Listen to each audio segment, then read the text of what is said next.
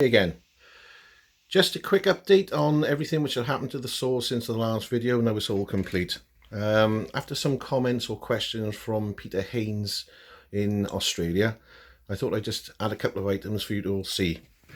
As Peter requested, the saw is actually offset slightly to the back edge. It is 75mm on the back edge, 100mm to the front edge.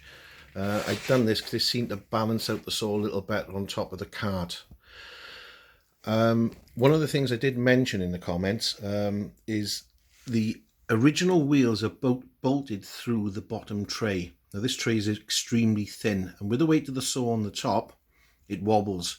So I've added an aluminium plate which is full width between the legs on both ends, which you can just about be seeing the edge of it there.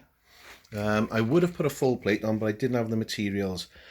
I suppose you could use a full sheet of maybe 3/4 ply to substitute the aluminium, but it is very important that the legs are bearing down on the plates, as you can see there, because that will stabilize the entire unit with the saw on top.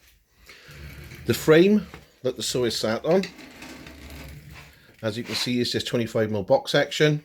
The outriggers coming back to the corners again to try and transfer some of the weight down onto the angle iron legs, and the saw is almost or practically full width or full length of the actual tray. The other thing which I've done since the last video is I've added this little mechanism here.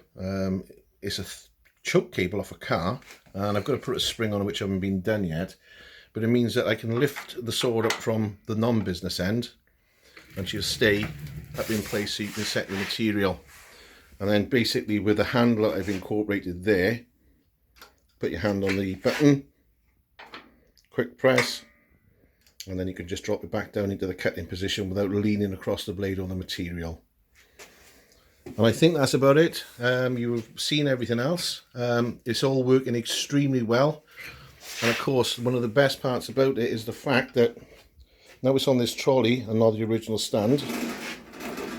It's very, very maneuverable. It's easy to get around the workshop. And with such small space as I'm working in here, it means that it can be positioned anywhere you want and it's out of the way. Peter, I hope you like the extras.